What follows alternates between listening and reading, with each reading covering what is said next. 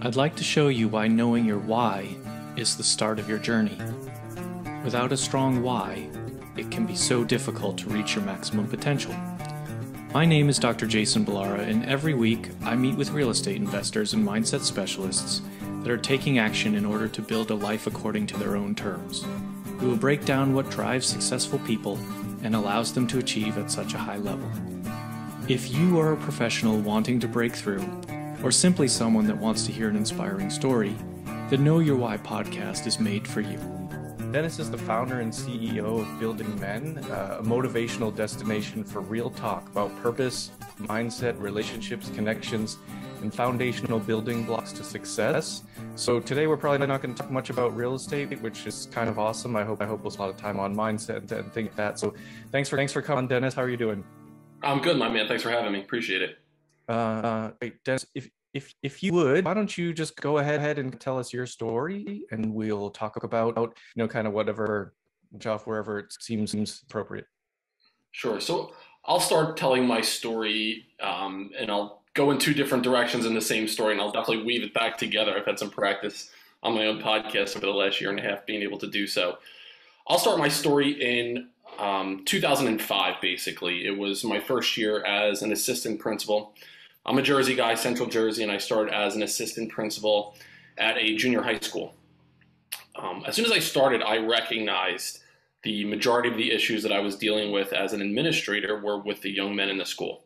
They were coming to school late or not coming at all.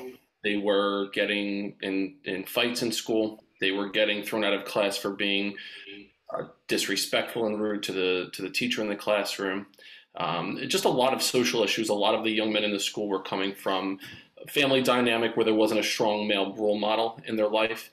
And at the same time, there was this girls group in the school. We had a really dynamic guidance counselor who ran a girls group called Girls Speak Out. And basically what she did was she helped girls understand what society was telling them about femininity, helping them really understand body image, help them gain confidence in relation to their male counterparts. So I actually decided at that time I needed to do something synonymous for the young men in the school. So I started this program. Initially, it was just called the Boys Group, and I invited the young men to come to school an hour early and meet with me, and we would just talk about real things that they were going through. I did not anticipate what happened, and that was pretty much every 7th and 8th grade boy in the school joined up for this group. And it was a small middle school, junior high school, maybe 350 kids in the school, and a majority of them joined. And I recognized they joined because there was a girls group and they wanted an opportunity to come. Basically, they thought they were going to go and bitch about the girls or to talk about boobs. I think that's what they thought at the time. And we used a couple books and some poetry. A book that we used as one of our guides was a book called Season of Life. We used the book Tuesdays with Maury as ideas and things. It's almost like a curriculum. Some poems like Man in the Glass and If by Rudyard Kipling. And we slowly transformed into, they wanted to be called Building Men, this group. And I said, all right, well, let's go with it. We'll do some grass movements. We'll meet that need for autonomy that you have as a middle school student. So we called the group Building Men. And we met every 2 or 3 days before school. So it was like Tuesday, Wednesday, Thursday in that time frame. And I would stagger the groups. So groups of 7th grade, groups of 8th grade boys. We set it up in a circle. Every young man had to shake hands with every other person in the room, no matter of their, no matter the social history that they had with one another. What was said there stayed there. And what we started to do was break down a lot of the social barriers that existed, a lot of the things that society was telling these young men what it meant to be a man. So we started off with the idea that you were a better man if you were a better athlete. So that gained them a level of status if they were bigger, stronger, faster than their other male counterparts. So we started to really break down that idea. The second thing that they were hearing from society, and they're still hearing it today, and you probably remember the same exact thing, you were a better man in middle and high school and beyond, the more you got laid. So the more girls that you got, the more notches on your belt meant that you were a better man. And then it was high school to college and beyond. It was the number of zeros in your bank account, the house on the hill, the white picket fence, the kind of car you drove, the granite countertops that somehow related to you being a better man in society's eyes. And what we started to do was break down a lot of those preconceived notions about what masculinity really meant. And we came up with a working definition that basically masculinity was centered around this idea of strength of character, a strength of being vulnerable, but also being willing to step into your emotional side, around building relationships. And that was a really important part of it as well. And then having a purpose that's greater than yourself. And when you're talking to 7th and 8th grade kids, 13, 14, 15-year-old kids, people are really scared of that age group. I know I was as well when I first got into it. But I recognize the power, one, in community, and then being able to talk to them about real things that were going on in their life. And once we were able to establish that, we were able to talk about relationships with family, with friends, with females of the opposite sex. We were able to talk about their fears around their future, around college. We were able to talk about peer pressure and social dynamics in that respect. And this group was a really powerful thing. So as I started this group, I always felt there was this larger mission in my life. There was this larger piece that Building Men was associated with, but I put it on pause. It was something that I was like, one day, someday, I'll do something with this someday. So I was really soft in that way. And so I put the idea up on the shelf and I looked at it for many, many years, didn't do anything with it. And life went on for me. So I held 3 different leadership positions in middle schools in New Jersey and brought Building Men to each one of them. At the same time, I was, married during my journey, had 3 kids. They're now 16, 14, and 11 years old. And as I was going through administration, I started to lose focus on what I got into education for. At the same time, my marriage was breaking down. Fast forward to 2019, I had this moment where it was one of those moments where you have the fork in the road and you have to make that decision. I woke up one morning and I was looking at myself in the mirror. I was way out of shape, wasn't happy in my life, really. I had this idea of what I was supposed to be doing versus what I saw in the mirror. And I didn't like what I saw. First things first, I decided to leave public education. Public education became something where it was more about the standardization of kids' test scores than it was about understanding them as human beings and helping them understand what learning really meant and what education was. And there's a big difference between schooling and education. We could certainly get into my really controversial ideas around education at some point. So I left education in 2019, decided to go off on my own and work with school districts, helping teach teachers about community building, social emotional learning, understanding trauma and how do you effectively deal with trauma when you have students in front of you that have experienced something challenging, the appropriate ways to manage behavior with students, and then to meet 5 basic developmental needs that kids all have. And those are the need for autonomy, like I mentioned before, the having their voices heard, the need for competence, feeling that they're good at doing things, the need for fun, the need for relationships, and the need for safety. So I built this idea around working with schools. So I gambled on myself. I took the risk to do so. At the same time, my ex-wife, spoiler alert in the story, I did get divorced. My ex-wife became a business administrator. She was carrying the benefits for the family, was making a really good salary. So I was able to gamble on myself and leave public education. 1 year later, in March of 2020, when the world shut down, now school districts are not bringing in anyone. The schools were pretty much closed. They're not bringing in anyone to do any public speaking. I'm in the middle of a divorce. And now my salary went from a good 6-figure salary with a pension right around the corner to almost zero. And going through a divorce, not having benefits, it was this life-altering moment where I had no idea what my life was about anymore. And I had this scary spot, Jason, where I questioned every decision that I had ever made up to that point. And what did I do? I left my family be in jeopardy, my children in jeopardy, because I wanted to follow my dream in life. And it was a tough, depressive couple months for me. And finally, I was able to shake myself out of it. I went through a physical renaissance. I got back in shape, went through a couple boot camps, and that was the catalyst, I think, was the physical part of it. And then the social, emotional, mental, spiritual part came when I decided to take that idea of Building Men off the shelf. I dusted it off and I said, if I'm going to be about something in my life, if I'm going to really practice what I preach and believe wholeheartedly in myself, what was it about for me? And I said, I need to do something around Building Men. So I took that idea off the shelf, I dusted it off, and I said, I'm going to start a podcast. Didn't know what I was doing, really was not technologically savvy. I was not even on social media until March of 2020. I was the last guy to join Facebook in the history of the world. I don't know. I might have I might be there with you. We'd have to check dates because I think I was the last person. So right around the same. You and I were the last two. We were followers, 4 and 5 billion onto Facebook. So, right. So that's what I did. I decided to start a podcast. I learned how to do it. A couple of people that I met along my journey taught me how to do it. And so my first podcast was released July 1 of 2020. I called it The Decision. My goal that I set was to have it released by Independence Day. That was a significant moment for me, showing my quote unquote independence. And so then I started this podcast, and I'll pause it there because I went through a whole lot. But that was basically the start of the next chapter of my life. I mentioned when we just got to know each other, this idea of a second mountain. That was me in the valley looking at where am I supposed to be in this thing we're calling life right now, unsure. And I decided, okay, I'm going to start climbing up the second mountain now. Yeah.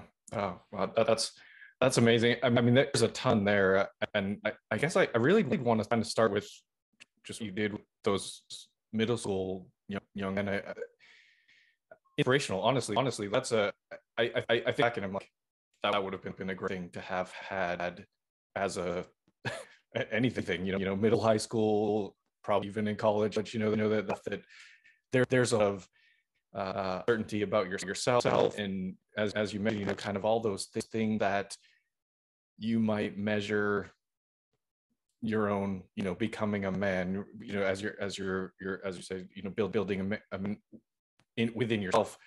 What makes you what makes you fit whatever you think it's supposed to be? And I imagine it, not only is it how many people you sleep with or how athletic you are, whatever, but I think at least for me, I didn't grow up with money, so for me it was like, become a man I had to make right, and I had to work more and more, and that's kind of, and it's been something that I've through my whole life considered both a positive, but also at sometimes as a negative. I'm learning that more and more now, that it's like, maybe it's not always good to be the one doing all of the work. Right. No, I think starting that program with the middle school kids is fantastic. So I'd say, thank you to you coming from my middle school. I mean, I think that's a cool content. And then kind of taking that on. So it sounds like there was, I know you mentioned that concept of the two mountains, and we can probably dive into that a little bit more too, but it sounds like, I don't know, sort of perfect storm of everything happening kind of all around the same time. I think pandemic had a lot of impact on people, again positive and negative way in sort of making a decision or making something happen, to change their lives. And so I love hearing that, sort of the kind of that when people come out of it, come up that second mountain. But well, I'd love to get into your second mountain. But one thing I wanted to touch on, you mentioned your sort of controversial take on education. I would actually love to hear that. I have a feeling I'm probably going to agree with most of what you with what you have, what your thoughts are on that. But maybe dive into that a little bit. Sure. So in education, basically, my job as the school leader, working in middle schools, there was a lot of compliance that had to happen. A lot of it was trying to look a certain way as compared to neighboring school districts. In New Jersey, the way that schools are funded, a majority is by local property taxes. A majority of 90% of the school budget comes from local property taxes. So you need to look a certain way compared to the 3 towns that are neighboring, as people are moving into this area that's funding what you're doing. So a lot of it was, how do the 7th graders' math test scores look in comparison to the 2 districts that are next door to us? So there was a lot, as I started to recognize that not every single superintendent of Board of Education had this idea, but the last one that I worked for was pretty much saying, what you need to do is stop doing these boys groups, stop doing all this social, emotional, community building stuff.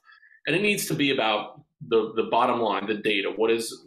How do our kids look in comparison? And it just didn't feel authentic to me anymore. the more research that I did about education, even in my preparation for education, the college courses that I took, it was a lot around curriculum development. It was a lot around the pedagogy behind it. But I really dove deep into the start of education in our country, and it was based on this model of creating future factory workers. We are creating employee mindsets as we are teaching students in school.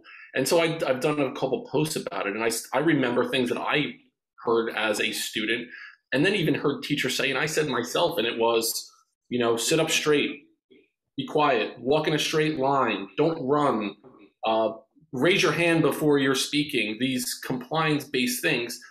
And while I believe that there is certainly a need for a level of order in a classroom environment, what we were teaching kids was to shut up, sit down, sit up straight, walk in a line, and follow along with whatever the teacher's saying, not to ask questions, to become inquisitive.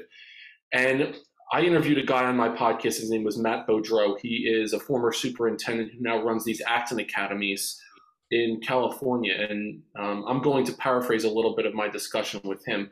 Basically, I'll use the example. My son plays high school football, right? So my son comes up to me and he says, "Dad, I want to play football. I want to be a quarterback. How do I throw a football?"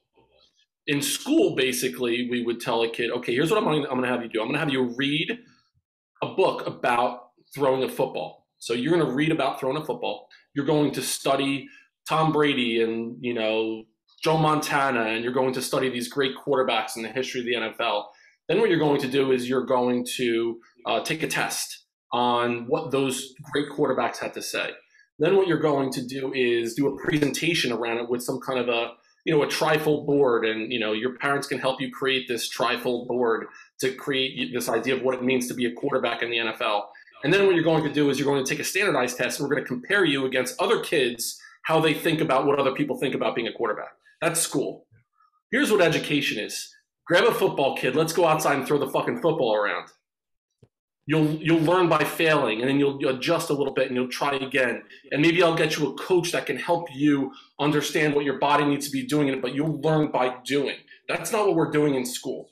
In school, we are creating these cookie cutter mold kids, putting them in a box, and anytime they go a little bit near the edge of the box, there's a consequence that comes along with it. So they're taught not to question, they're taught not to fully experience who they are as a student and ask, what do they really think about something? What do they really feel? And even the curriculums that we developed, one of the questions I frequently ask my podcast is, if you can go back in school and create a course that would have helped you in your journey into adulthood, into manhood, what would that be? And none of it is, 18th century literature. It's not, music theory as you're in seventh grade. If you want to learn about music, fucking pick up a guitar. Like let's do it. So that's just a little bit around my feelings around it. And here's what it did for me too, Jason. It got me in some trouble because working with school districts right now, I have a lot of, unpopular feelings about schools. So if you're going to be hiring me as someone coming in working with your teachers, my feelings don't really jive with a lot of what Board of Educations really want to do. So I was basically told, one, you need to stop talking about public school and education on your podcast, and two, you need to stop cursing as much. I was told this by people that were working with me, and I was like, no, I'm not going to do that. To me, it was one of those moments where I wasn't going to be censored. So even if I had to take a little bit of a hit financially because I'm speaking what I truly believe in, I felt like I was onto something with what I was talking about on Building Men. Yeah, no, you definitely are. And I think this standardization of things. I mean, it's just, I've always, I in school, I was always very good about following along those rules were, but I also have always had a lot of questions about, well, everything, like, why do you do it that way? Why is it? I often say, I teach, I'm a veterinary surgeon. I teach residents, so young surgeons that do surgery. And I often tell them like, just because you've been doing something a long time doesn't mean you're doing it right. And so I hate when people are like, if someone asks like, why do you do it? I hate when it's like, well, that's just how I've been doing it all this time. Like, there needs to be, maybe the reason you do something is because you've been doing it a long time, but you should know that that's the reason, right? And you should, and I always tell them, I'm like, don't hesitate to speak up. Don't hesitate. If you think I'm doing something weird or wrong or something, I'm not gonna, you're not gonna hurt my feelings. Like, ask me, let's talk about it, because maybe there's a way to do it, and I can still learn from them. So it's kind of like that standardization, almost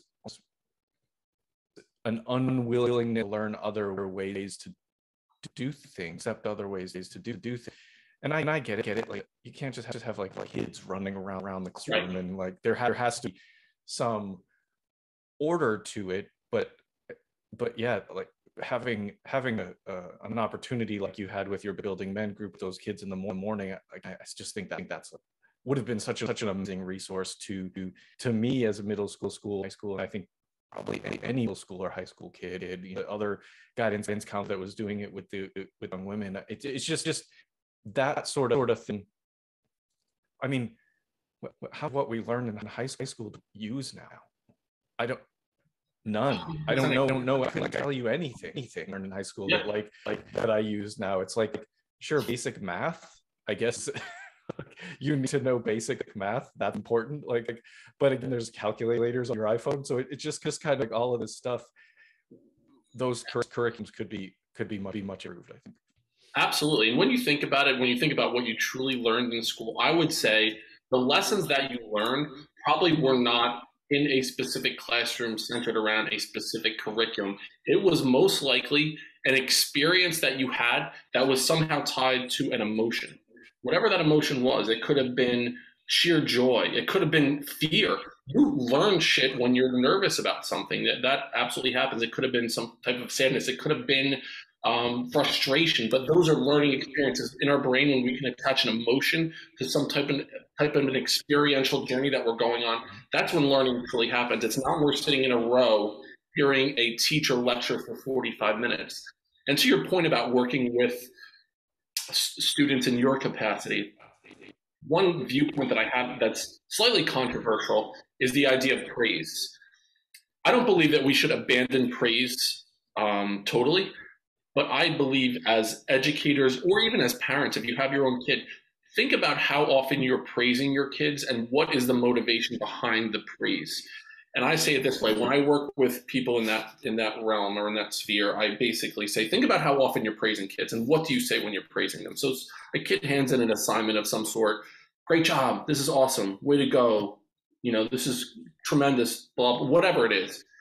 Is your motivation for praise just basically compliance? Is it, I'm just going to put the little sticker on the corner of the paper, the scratch and sniff snicker, and then move on? Okay, move on to the next thing.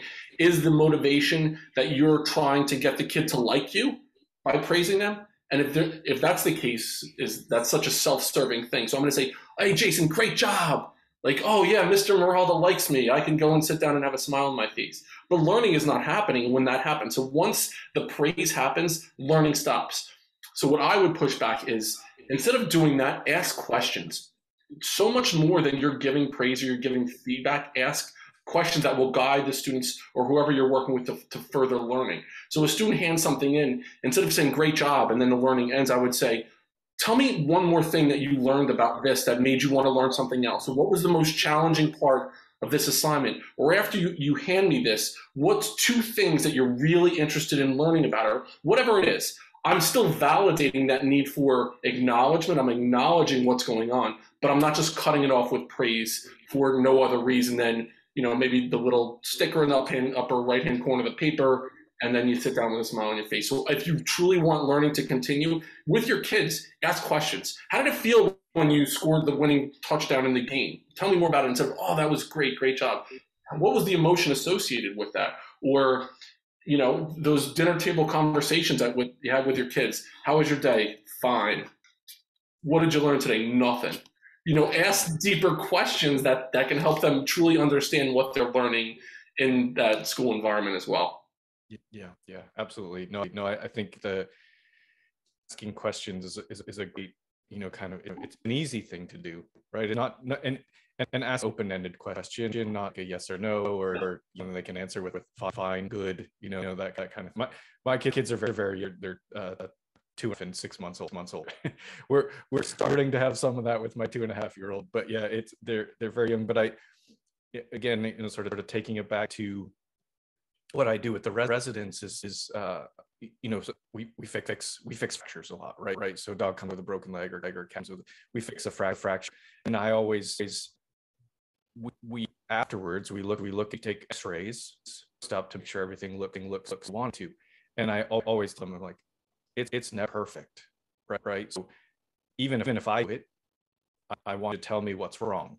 Look at this X-ray and pick out what's wrong, and how to fix that the next time.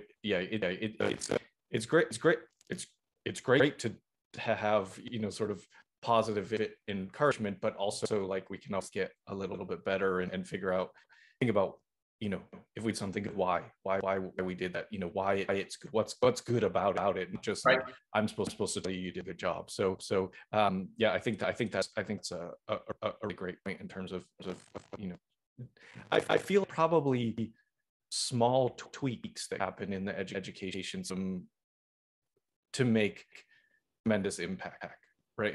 It's not like oh, tear down all the schools and everybody sits around outside in a circle. It's just there's little things that could be done at kind of the basic classroom level, or and with interactions, and I guess in an attempt to relate this a little bit to sort of the real estate side of what I do, that's business, entrepreneurship, all of that kind of, none of that is taught in school, right? So we talked about there's no really I really don't know of anything. Everything that I really needed to know in math I learned before high school, and so it's kind of, wouldn't it be better if we used some of middle school, high school to teach people entrepreneurship, investing advice, or investing knowledge, financial literacy, kind of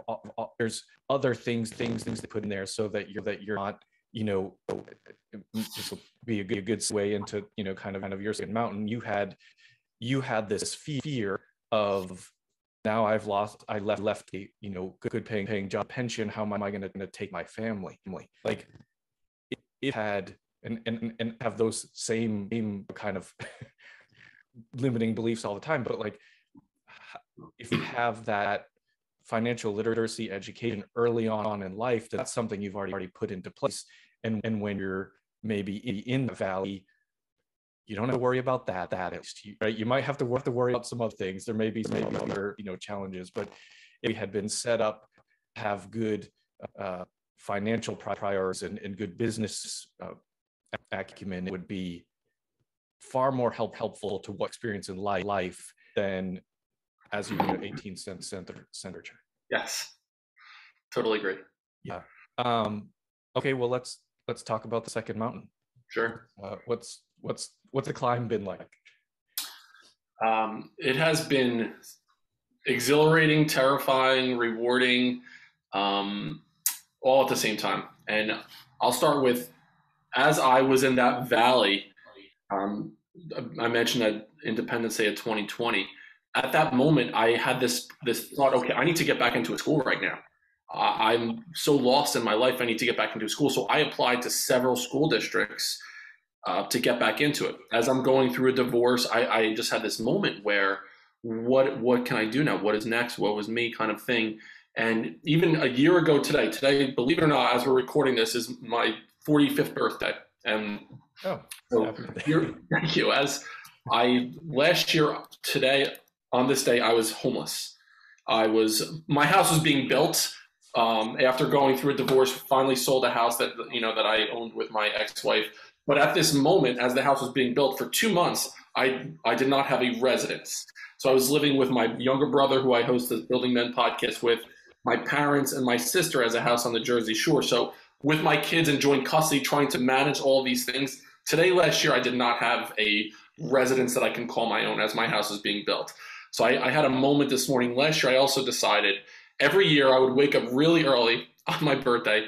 I would read the book The Alchemist from cover to cover. That book was one of the things that truly spoke to me. So I actually have it. It's right here. And I would do a Murph, and a Murph is a physical experience. You run a mile, you do 100 pull-ups, 200 push-ups, 300 squats, and then you run another mile. And I decided I would do this on my birthday until I could no longer physically do it, no matter how long it took me. So that's what I did this morning before meeting with you on this podcast, was did both of those things. So I was up at 4 a.m., read the book, and then I went out on this journey. When I got back, I had this really difficult emotional release of thinking about the journey of the last year. And one thing that I thought about, Jason, was that valley as I was in, and I was trying to get back into schools, and I wasn't even getting a sniff or an interview because I had left education. I basically said after 20 years, I gave him the old, F you, and I walked out to follow my dream, to follow my goal, and it didn't work out for me. Or I thought it didn't work out for me. But it was one of those things, I couldn't see the big picture from where I was in this box where I was holding myself in. So now I'm doing this podcast, and I was like, okay, I'm going to just push my chips into the middle of the table with Building Men. I will follow this belief in this journey wherever it's going to lead me, but this will be my passion. And the beginning of the podcast was me talking. It was like a 12 to 15 minute podcast, a solo podcast. And I would talk about things like perseverance, about responsibility, about, overcoming fear, reframing failure in our life, our mental mindset, seeking approval, which is something that I did for such a long period in my life, showing up as kind of a nice guy. And what I realized what I was doing was talking to myself. I was doing this podcast as a principal, like talking to someone else, but really what I was doing is talking to myself. So I had this epiphany, like I need to also start bringing other men on this journey and asking them about their experiences as I'm learning. And it's turned into something that I did not anticipate. And it has opened up so many doors from these connections that I made. And one thing that I've recognized is just thinking about communication on a deeper level. And that's been one of the biggest game changers for me.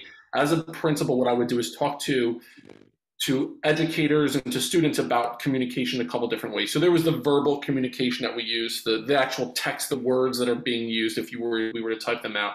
The paraverbal communication, which is the tone, the volume, and the cadence at which we say the words that we say. A lot of the disagreements that happen in life and a lot in relationships are about paraverbal communication. Things are said with some kind of a tone or an attitude. Things are misinterpreted from how we want to say them or what we're thinking. So there's the paraverbal communication, and then the nonverbal communication, obviously, our facial expressions, what we're doing with our hands when we're speaking, our level of proximity when we're speaking to someone. So I always thought about those things. I really didn't think as much about the actual verbal language that we're using, the text language. So I went through this coaching program, and at the time I really didn't have the money to go through the coaching program, a certification, but I did it because I believed in it. It's called the Enlifted Coaches Program. And what Enlifted does is it teaches us to think about the language that we use when we're speaking to ourselves. And I recognized that I was using I was in a victim mindset and using victim language when I was speaking to myself for such a long time in my life. And I had to retrain myself to think about things in a different way. And one of the first things that we talk about is this idea of a reticular activating system in our brain.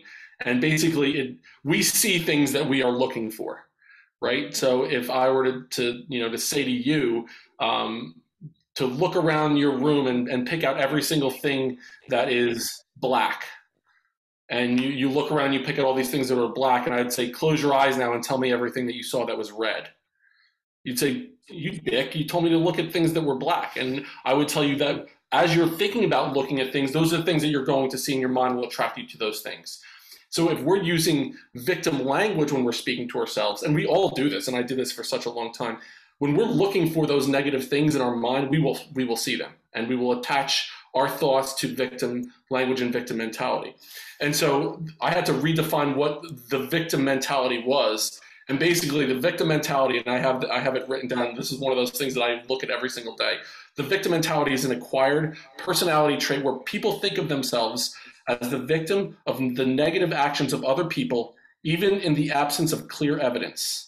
The victim mentality depends on a habitual thought process and attributions, and they are soft talk, which is maybe, might, should, could, perhaps. It's negations where you're constantly telling yourself, I can't, I won't, I shouldn't, or projections where it's someone else's fault. I wasn't able to do this because Jason didn't give me the opportunity, or I didn't do this because my ex-wife was a total whatever. So it's putting it off on other people. So I had to retrain my brain to think about things where I am now the architect of the language that I'm using and for my future. So I started doing this instead of doing the what if the bad things that we all do, Jason. I'm sure, I do this frequently myself, and I have to catch myself. What if I can't make my mortgage payment this month? What if this deal falls through? What if I get hurt or I get sick, I get COVID, and I can't train for the half marathon that's coming up? What if all the bad shit? What I would challenge you to do is what if the good shit?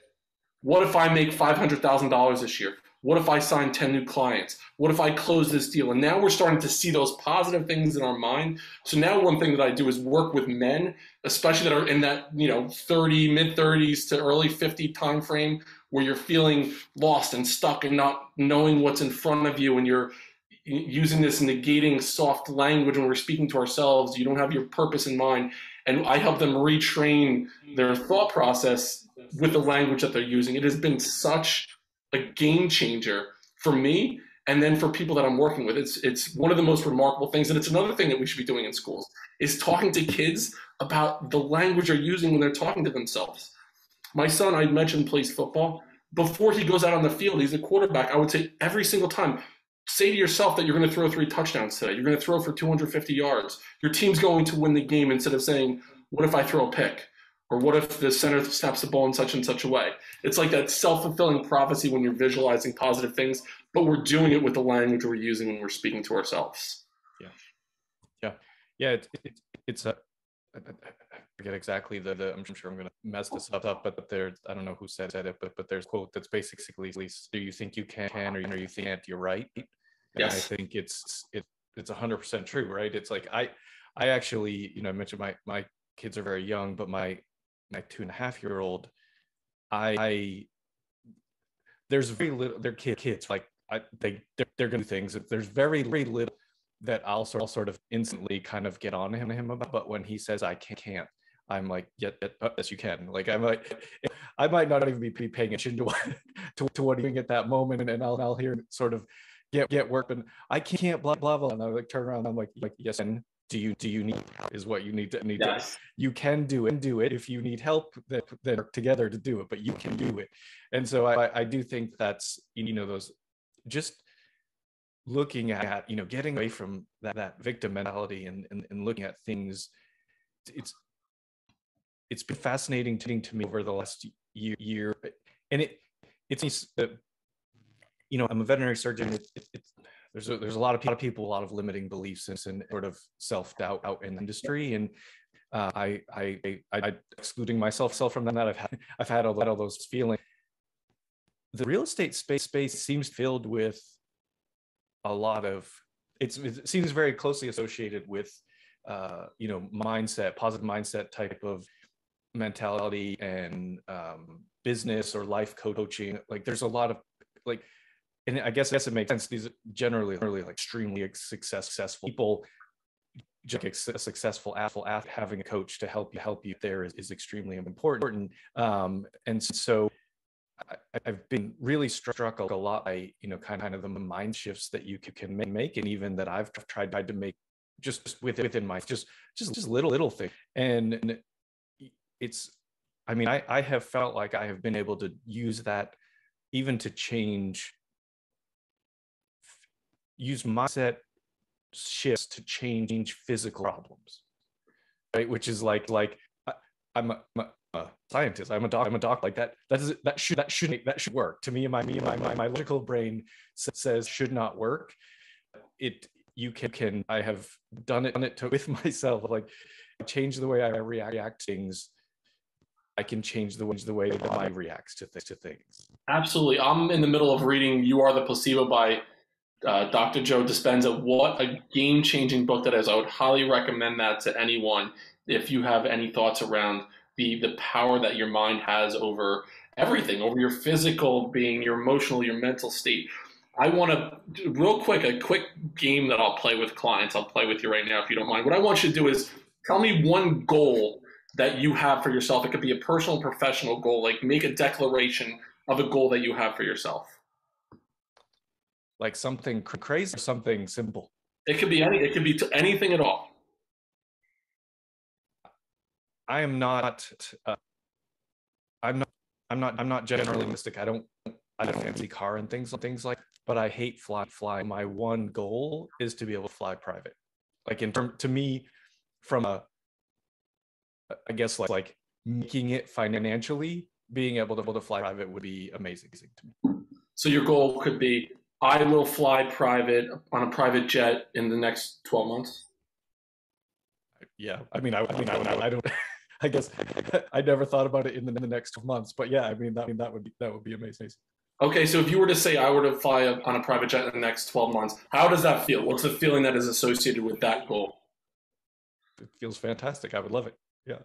And so now you have this idea of like, okay, it's something that's out there. So what I'll do with people is have them, we share a Google Doc and we write things down together. We get a lot of out of this victim mindset. Now what I want you to do is I want you to say the same goal to me, but add in a maybe, a might, or a guess. So say if my goal was I'm going to build a business, Building Men is going to make $500,000 for me this year.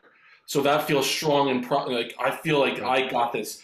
If I say I'm gonna make $500,000 this year, maybe it has a so say that again, but add in a I guess, a maybe, or a might. Yeah. I guess I might be able to fly private this year. Yeah. So now how does that feel? Yeah. No, it feels much less exciting. It also feels much less committal, right? It's like if I say it that way, I'm not if I am going to, I'm gonna I make it I'm gonna work towards that, right? If I say like, it's almost like you're kind of hoping that it happens, but probably not. Probably it's not happening, just letting it. So yeah, no, it's very good point, and I do think that the way that we talk to ourselves about stuff is a game changer. And it's I had never written, like, people do, they set goals, right? You're supposed to write down your goals and stuff. I had never done it until like a year and a half ago or something. And I heard Brandon Turner on Bigger Podcast. He talks about it a lot on his podcasts and stuff like that. So I decided to do that. I like my wife. I was like, hey, can we do this little exercise and stuff? And it was like, so we did it in like June or July, maybe in 2020, probably right around the same time you started your podcast. I think. And I was like, well, let's do like a 6-month and then a 3-year and a 5-year, and we'll do it again. So we did it in January of 2021, the second time. And the first time I felt like I wrote those goals down the way we just talked about saying this, right? I sort of wrote them down like, it would be cool if maybe it happened. And when we did it in January, I felt like I was actually writing with a little bit more commitment to it. And then, like, it's coming up again, January, we're going to be doing it again soon. And I'm like, now I'm ready to go. Like, now I had a few try at putting those goals down. And like, now I'm ready to go and put it down in such a way that it will be thing that it's not like it's a maybe, it's this thing I'm going to make happen here kind of thing. And think about people that now are going to be working with you in the future. When you're speaking in that way, when you're speaking from an architect perspective rather than in a victim mindset, doors start to open that you didn't even realize were there because of the confidence you have in yourself then. Now I know I'm going to be on a private jet with you at some point after your 12 months. Like, I feel it because I believed when you were saying it. And the interesting part is, once you say it in that really positive way and confident way, I will be on a private jet in the next 12 months. When you say it in a soft, negating way, now it seems silly. Now when you hear yourself saying maybe and might and probably, so what I do is I help people understand. We don't realize how often we do that. And I would challenge your listeners, write some of these words down: maybe, probably, could, should, perhaps, kinda, sorta, one day. Write them down, and then you start to see them and you hear yourself saying it, or I think I might one day be able to. Right there, take all that shit and throw it out. Yeah. I will do this. And Right. once you start to do that, now your shoulders push back a little bit, you stand up a little bit straighter. That physical presence you have now will attract those positive things in your life. It's the placebo effect. Once that you know you can do this, like you see it in your brain, now it starts to manifest itself a little bit more. To me, I did not believe this a year or 2 years ago. I was like, whatever. But now I'm like, I've seen it come to fruition. I totally believe in all this and see how it transforms so many people that I'm working with. It is an absolute game changer. Yeah. Once you start to see it work, sort of take effect, it's like, I don't know, it's probably annoying to the people around me. I'm like, oh, seriously, just do this. Yeah. It works. And they're like, no, I don't think so. I'm like, no, I'm telling you, it worked. Or just kind of get in that you get excited about it, right? You start to really to believe in it. So yeah, it's cool.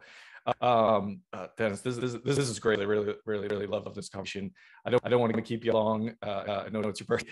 Let's maybe move to.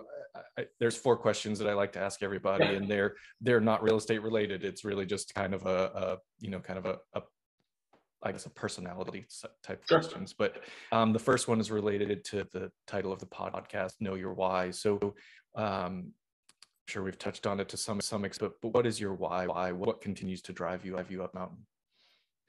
My why, and it's how I start every single podcast. It's to help men become the strongest version of themselves mentally, spiritually, emotionally, and physically by helping them understand the architect language that they're using and how that can transform their lives.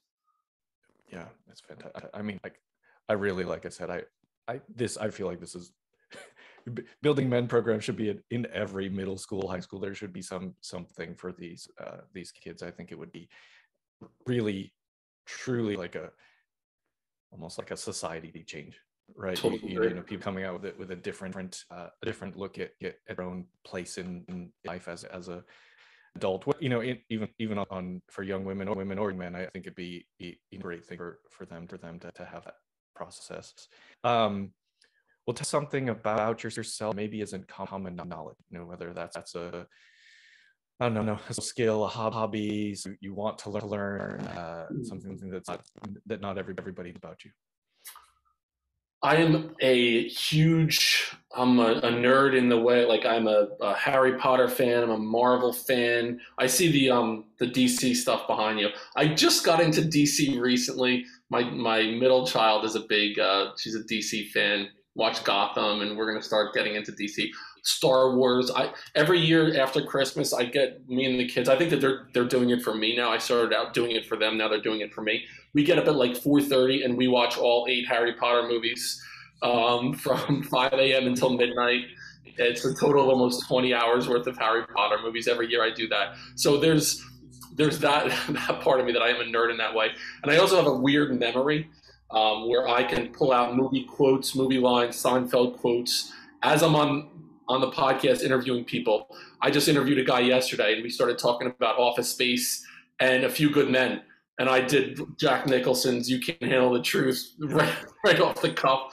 So I have this weird photographic memory, but it's not for shit that I'm supposed to pick up at the grocery store. I'll go there with a list of 4 things, and I'll come back with 6 other things that weren't on the list. But I can tell you, I could go through those Soup Nazi episode in Seinfeld from 1992. I have that with song lyrics. I remember like especially when I was in vet school, and it's like, man, if I could just remember all of stuff like I can remember lyrics, like this would be put all these books into songs, and it would be perfect. But yeah, no, I'm an equal opportunity superhero nerd. Like I know the bigger signs are the DC stuff, but this you probably can't see it, but those are all Marvel. Okay. Little Marvel Lego things that my son got me for Father's Day. It's like, kind of, but so yeah, I have my son's name is Logan after Wolverine. That's a big. I'm a big fan. So what's your go-to karaoke song then, if you know the lyrics, if that's your thing? Oh, I don't do karaoke. I'm far too shy for that. That's I don't. Yeah, I. The only thing is, I actually was in I was singer in a garage band. I was in high school and afterwards with someone. I do love music. I I don't like to do it alone, right? Like, so like me just sitting and playing guitar by myself, I get really, really nervous in front of people. But when I would do it with my band, then I could do it as I'm a better. Well, as a duet, we could sing something as a duet when we get off the jet in a year. What's a song that you might sing? And I'll use language. We did. I mean, a lot of Pearl Jam, because I grew up in the grunge era, so we did a lot of Pearl Jam, and one of my favorite songs to actually was Rearview Mirror. It was like, which is probably the Pearl Jam song that everybody's gonna say like something like that, but I was doing Rearview Mirror. So quick aside, I'm a big Stone Temple Pilots was my jam from the 90s. I saw STP probably 15 times. And this past summer, I was Asbury Park did a See Here Now concert, and Pearl Jam and Smashing Pumpkins were the headliners there. It was back-to-back days. They were tremendous, absolutely tremendous. And being able to be there on the beach, watching these unbelievable bands play. Billy Idol played, and he still brings it. The son of a bitch still brings it. Rock the Cradle of Love. So, but being there, listening to it after the world was shut down, listening to music on the beach and hearing the songs in a different way was such an unbelievable experience. Tonight by the Smashing Pumpkins now is one of my favorite songs.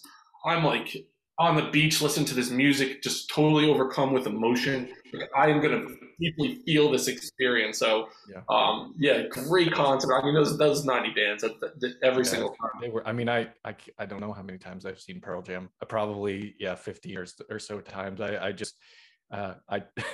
I tried to see Stone Temple Pilots a bunch of times, and he kept going into rehab. But it was like every time that's a sad story to the aside. But I honestly tried to see Stone Temple Pilots probably 3 times, and every time like he was in rehab or something like that. I did end up seeing Scott Weiland when he went solo. Yeah. Like, at a one of the times when he was in like cleaning for a little while. So I mean, it is sad, obviously a bit way off here, but I like it. So it's a big, always been a big part of my life, and I that it'll be a big part of with my kids. I enjoy that part. I know you're active on Instagram, and we'll get everything in the show notes, but is that the best way for people to reach out to you? Yeah, so on Instagram is building.men. My website is buildingmen.io, and my email address is buildingmencoach@gmail. Okay, perfect. We'll get that stuff in the show notes. And I guess I would say, if we can go out with me, one piece of advice you could give to people that are trying to turn their lives around and get out of the valley and climb up that mountain. What do you? I'm sure you have lots of advice. Maybe one poignant piece that we could leave on. As a middle school principal, I would take the kids every year it was a 3-day, 2-night camping trip. No technology. We just went there, and it was around community building, around self-confidence, around figuring themselves out, their identity. And one of the challenges that they had to do was a climbing tower. And it was like a 60-foot climbing wall. And there were kids that were totally afraid of heights, and they could not do it. So they would freeze up at the bottom of the wall. They would be harnessed in with the belay and the harnesses.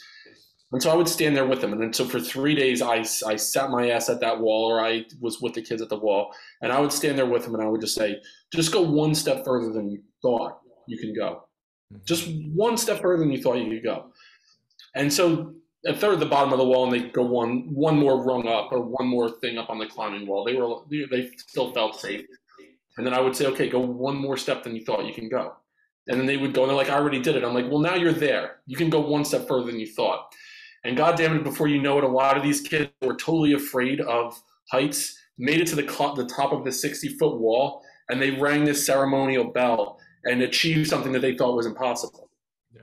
So my piece of advice would be to anyone listening, there is likely a set of limiting beliefs, stories that you have told yourself that you are not able, you are not capable, you're not good enough, you're not smart enough, you don't have the resources, the cards are stacked against you in whatever way. I would say get rid of that self-limiting belief and know that you can absolutely go a step further than you thought you can go. We have this unbelievable potential and capabilities as human beings for things that we never even knew were possible. But it has to start with our belief in ourselves. And a lot of that is the language that we're using. So to shift from that negative mindset into more positive, productive architect language can help you achieve those goals and go a step further than you thought was possible. I love that. That's fantastic. Go one step further than what you could. And I'm gonna ring bell on the private jet. Yeah, that's my absolutely. that's my one step further. That's what I'll do. Someday I'll get on and bell with me. But this has been an awesome, really great conversation. Thank you for on. Appreciate your time. I taking time out on your birthday. You're our second guest I've had that. On their birthday, which I'm like, guys don't have to do that, but I really do appreciate it. So have a great rest of your day. Thank you very much. Totally appreciate it. Really quick, one of the reasons we were introduced, Mark Picard, who we have as a mutual friend. He's working with me, my younger brother Anthony, who hosts a podcast with me. Austin Linney is the host of Construct Your Life and Brain Dump podcast, and also Chase Tollison. He's the host of the Primal Pathways podcast. We're hosting an event in Lake Tahoe, April 29th through May 1st, called The Hero's Journey. And it'll be a 3-day, 2-night event for men around the idea of the language we're using when we're speaking to ourselves, identity. There'll be physical challenges. It will be a true hero's journey. So those of you, we just started publicizing it, so look out for that. And if you have any other questions, feel free to reach out, and I'd be happy to help people. Thank you so much, Jason. I truly appreciate it. It was great meeting you today. Yeah, it was awesome. I actually am very excited for people to hear. I think there's a lot of really good stuff here that, like I said, if half of it gets implemented, society changing. I think it's awesome. So yeah, thanks so much, Dennis. My pleasure. All right, everyone, have a great day. Oops. I'd like to show you why knowing your why is the start of your journey. Without a strong why, it can be so difficult to reach your maximum potential. My name is Dr. Jason Ballara, and every week I meet with real estate investors and mindset specialists that are taking action in order to build a life according to their own terms. We will break down what drives successful people and allows them to achieve at such a high level. If you are a professional wanting to break through, or simply someone that wants to hear an inspiring story, the Know Your Why podcast is made for you.